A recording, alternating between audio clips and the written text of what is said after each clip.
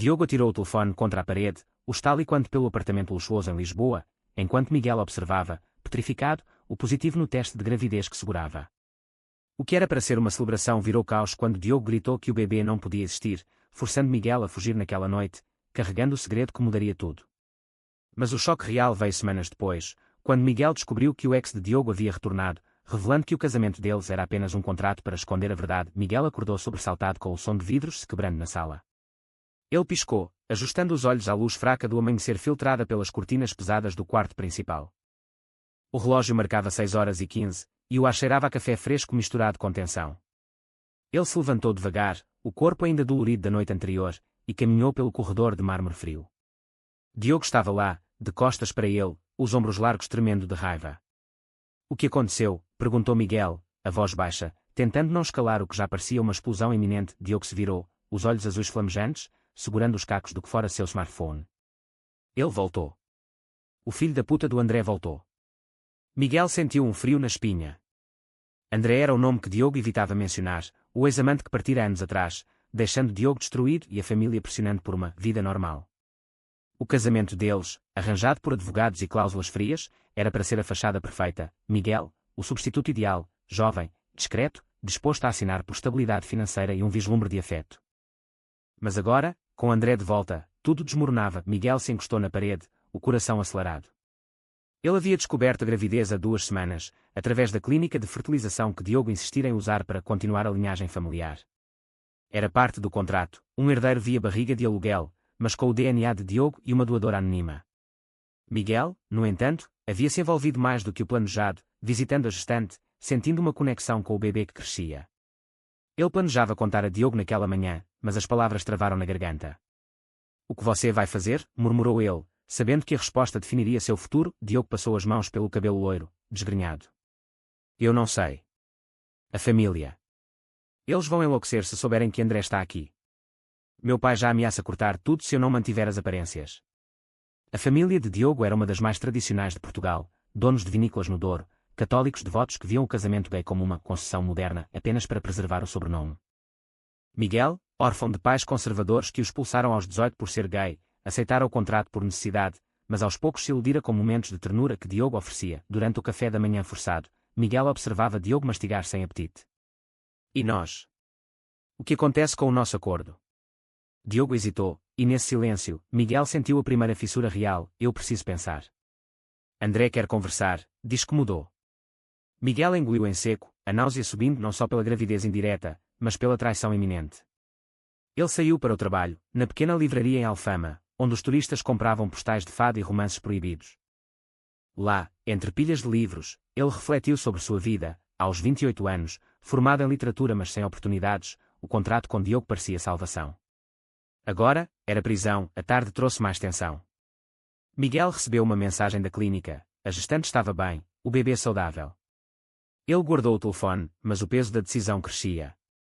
Deveria contar a Diogo? Ou proteger o segredo até entender o que André representava?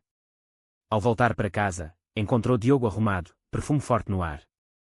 Vou-me encontrar com ele. Só para fechar o capítulo. Miguel assentiu, mas o ciúme mordeu fundo. Aquela noite, sozinho no apartamento, ele chorou pela primeira vez desde o casamento, questionando se valia a pena lutar por um amor contratado. Dias se passaram em uma rotina frágil. Diogo voltava tarde, cheirando a vinho e arrependimento. Miguel, fingindo normalidade, mergulhava no trabalho e em leituras sobre paternidade. Ele visitou a gestante, Sofia, uma mulher forte de 32 anos que aceitara o papel por dinheiro, mas agora compartilhava dúvidas éticas. Você ama ele de verdade? Perguntou ela. Miguel hesitou. Acho que sim. Mas e se for só ilusão? Sofia tocou a barriga. Esse bebê merece mais que um contrato. Essas palavras ecoaram, plantando sementes de rebelião. Enquanto isso, a pressão familiar de Diogo aumentava. Seu pai, Sr. Oliveira, ligou exigindo um jantar familiar. Traga o Miguel. Precisamos discutir o herdeiro. Diogo concordou, mas Miguel notou a relutância. No jantar, em uma casa senhorial no Chiado, a tensão era palpável. A mãe de Diogo, Dona Maria, sorria falsamente. Então, quando veio o bebê? A família precisa de continuidade. Miguel se sentiu um objeto, sua identidade reduzida a esposo conveniente. Ele observava Diogo, que evitava seus olhos, e soube que algo mudara. O clímax daquela noite veio quando o Sr. Oliveira puxou Diogo para o lado. Miguel ouviu fragmentos. André foi visto em Porto. Cuide disso ou perca tudo. Diogo voltou pálido, e no carro de volta, confessou, eu o vi. Ele quer voltar. Miguel parou o carro abruptamente. E você? Diogo baixou a cabeça. Não sei. Mas o contrato. Você entende, né? Miguel sentiu o mundo girar. Ele era o substituto, sempre fora. Naquela noite, decidiu, se Diogo escolhesse André, ele partiria. Mas com o bebê? Isso era uma linha que ele cruzaria, a dúvida o consumia. Ele pesquisou leis. Em Portugal, contratos de gestação de substituição eram cinzentos, mas o bebê era legalmente de Diogo. Miguel, como cônjuge, tinha direitos, mas uma briga judicial destruiria todos. Ele pensou em sua própria família, que o rejeitara por sua orientação. Não deixarei isso acontecer com o bebê, murmurou para si. Enquanto Diogo dormia, Miguel planejava em silêncio, o conflito interno rasgando sua alma. Era certo roubar uma criança de seu pai biológico? Ou era justiça por um amor falso? A semana seguinte trouxe confrontos inevitáveis. Miguel marcou uma reunião com Sofia, a gestante, em um café discreto perto do Castelo de São Jorge. O sol de outono iluminava as mesas, mas o ar estava carregado de ansiedade. Eu não posso continuar assim, confessou Miguel. Sofia, com a barriga já proeminente aos 4 meses, assentiu. Diogo sabe. Não. E agora com André de volta? Sofia franziu a testa. Você merece mais.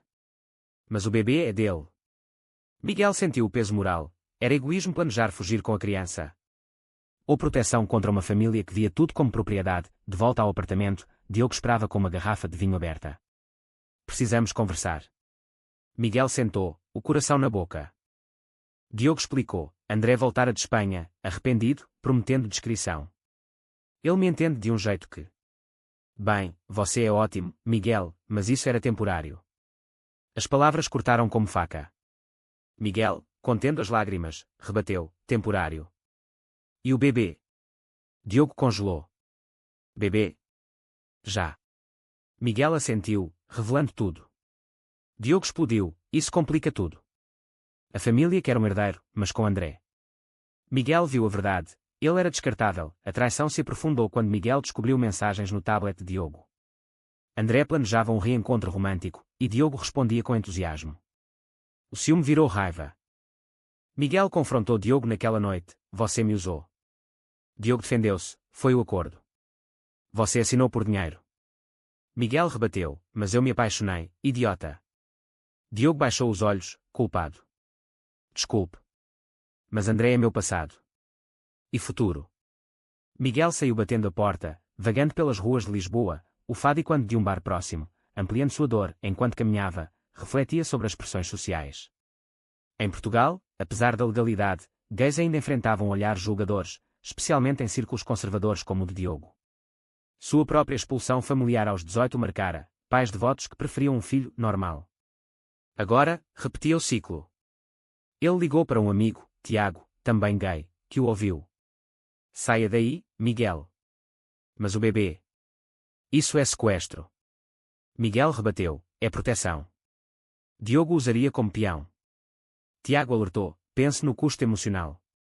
A decisão se solidificava. Miguel contactou um advogado discretamente, aprendendo que poderia reivindicar custódia se provasse instabilidade em Diogo. Mas isso significava expor tudo, o contrato, a infidelidade, as pressões familiares. Ele visitou Sofia novamente, que relutava, eu assinei para dar o bebê a vocês dois. Miguel implorou, ajude-me a protegê-lo. Sofia, tocada por sua vulnerabilidade, concordou em testemunhar se necessário. Mas o preço? Ela perderia o pagamento restante. Miguel prometeu compensá-la, mesmo sem saber como, no trabalho, Miguel se distraía com clientes, mas a mente vagava para o futuro. Um turista comprou um livro sobre identidade que era em Portugal, e Miguel viu ironia. Boa leitura, disse, invejando a liberdade alheia. Em casa, a tensão escalava. Diogo convidara André para jantar, para esclarecer. Miguel recusou, não sou parte do seu triângulo. Diogo insistiu, é o fim do nosso acordo. Miguel sentiu o chão sumir.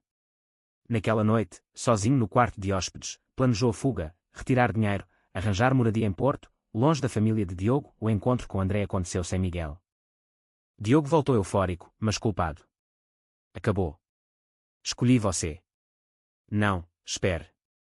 Ele gaguejou. André e eu vamos tentar, mas discretamente. Você fica no papel de esposo. Miguel explodiu, como um fantoche. Diogo argumentou, pela família, pelo bebê. Miguel viu a manipulação. Diogo queria tudo. Não, disse firmemente.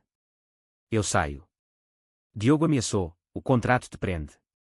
Miguel rebateu, veremos na justiça. A briga escalou para gritos, vizinhos batendo na parede. Diogo, furioso, revelou, meu pai sabe de André. Ele aprova, desde que o casamento continue. Miguel chocou-se, a família preferia infidelidade a divórcio gay público. Vocês são monstros, sussurrou. Diogo, arrependido momentaneamente, tentou abraçá-lo, mas Miguel recuou. Toque-me e chama a polícia.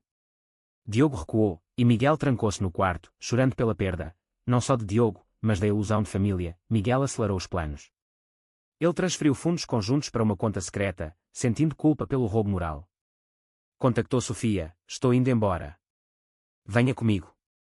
Ela hesitou, mas concordou, temendo pela criança. Juntos, eles forjaram documentos para uma viagem médica. Miguel refletia, era certo envolver Sofia. O egoísmo. A sociedade julgaria, um gay roubando um bebê de um casamento falso. Mas para ele, era sobrevivência. A pressão familiar de Diogo culminou em uma visita surpresa do Sr. Oliveira. Ouça, rapaz, disse o velho, olhos frios. Fique quieto, e terá conforto. Saia, e destruímos você. Miguel, tremendo, rebateu, não sou propriedade.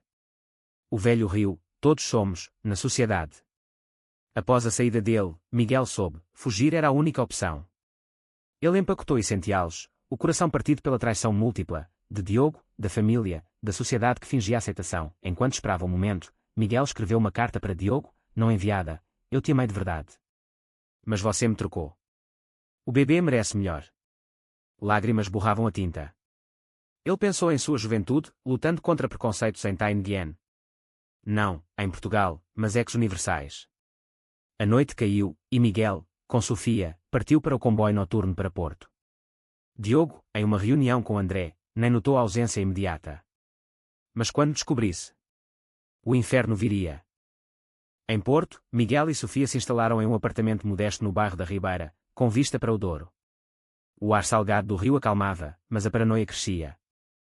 Miguel mudara o cabelo, usava óculos falsos, evitando redes sociais. Sofia, agora em 5 meses, descansava mais, mas questionava, e se Diogo nos encontrar? Miguel respondia, lutaremos. Internamente, duvidava, era pai agora. O ladrão. A criança, ainda no ventre, já carregava o peso de decisões controversas. Diogo, em Lisboa, descobriu a fuga na manhã seguinte. Ele vasculhou o apartamento, encontrou a carta rasgada no lixo. Miguel, gritou, pânico misturado a raiva. Ligou para o pai, eles sumiram com o bebê. Sr. Oliveira mobilizou advogados e detetives privados. Encontre-os. Isso é sequestro. Diogo, culpado, lembrou dos momentos com Miguel, beijos roubados, risos compartilhados. Fora amor. Ou conveniência.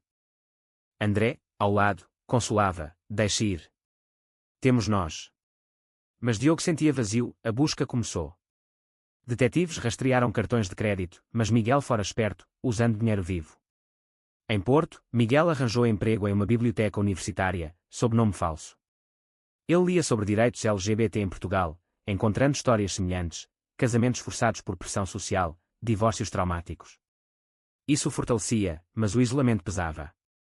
Sofia tornara-se amiga, compartilhando histórias. Ela, viúva, aceitara a gestação por necessidade. Você é corajoso, disse ela. Miguel discordava, sou egoísta. A tensão aumentou quando um detetive apareceu na clínica original. Sofia recebera uma ligação, mas desligara. Eles estão perto, avisou. Miguel decidiu, mudariam para o Algarve, sul distante. Mas antes, ele confrontou seus demónios internos. Em uma igreja vazia, rezou, apesar da fé abalada. Deus, é certo proteger assim. A sociedade portuguesa, católica, julgaria duramente, gays, roubando crianças.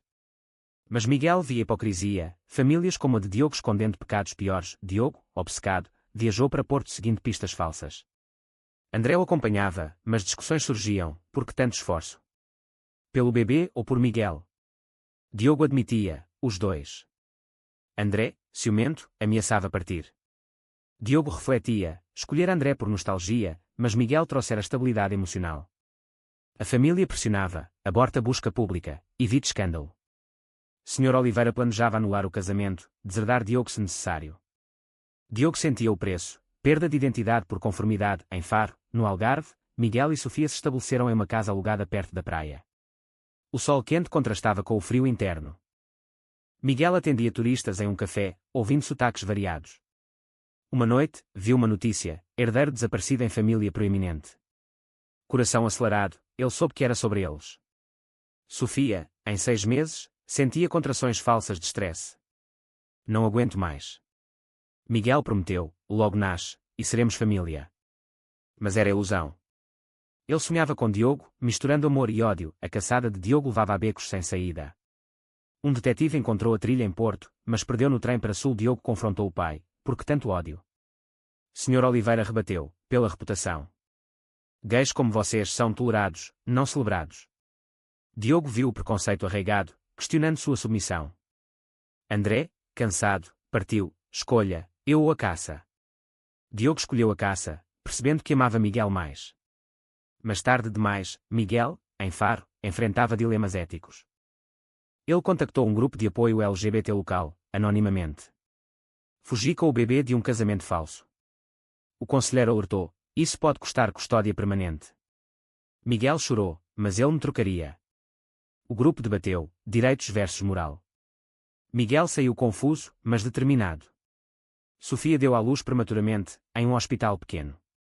O bebê, um menino, chorou forte. Miguel o segurou, lágrimas caindo. Bem-vindo, João. Nomeado por Esperança, a notícia do nascimento vazou via registros. Diogo, informado pelo detetive, voou para Faro. Ele chegou ao hospital, mas Miguel já partira com Sofia e João. Diogo desabou, perdi tudo. Ele refletiu sobre escolhas, trair Miguel por André, submeter-se à família.